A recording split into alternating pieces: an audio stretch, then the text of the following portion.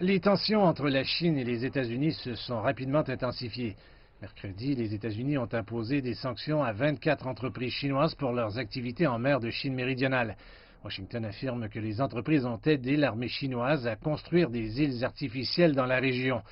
Ces entreprises se verront interdire d'acheter des produits américains et certains responsables chinois associés aux entreprises devront faire face à des restrictions de visas américains. Mais la Chine rejette les allégations. Il n'y a aucune raison pour que les États-Unis imposent des sanctions illégales aux entreprises et aux particuliers chinois, en raison de leur implication dans des travaux de construction pertinents dans le pays. Cette décision ne montre rien d'autre que l'hégémonie américaine et une politique de puissance. La Chine prendra des mesures fermes pour sauvegarder les droits et intérêts légitimes des entreprises et des particuliers chinois. Une autre porte-parole du ministère chinois des Affaires étrangères, Hua Chunying, s'est tournée vers Twitter affirmant que le bras de Washington s'étend loin pour piéger les entreprises étrangères menant des activités normales. La mer de Chine méridionale est un aspect clé dans le différend entre les deux pays. Washington a intensifié la pression dans la région avec l'envoi de nombreux avions et navires militaires pour surveiller l'activité chinoise.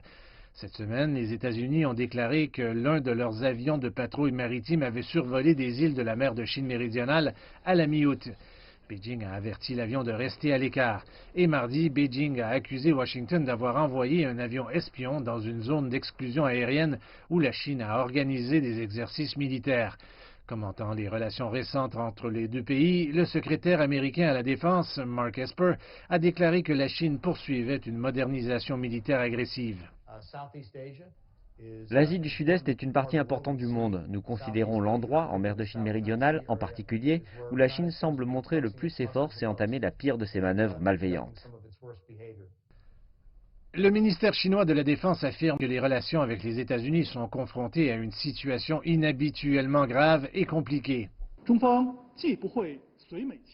L'armée chinoise ne dansera pas sur l'air des États-Unis et ne permettra pas à Washington de faire un geste insensé. La Chine prendra des mesures énergiques pour sauvegarder sa souveraineté nationale, sa sécurité et ses intérêts. Les deux armées devraient maintenir la communication et maintenir des liens stables. Le porte-parole exhorte également les États-Unis à agir avec raison et à cesser les provocations.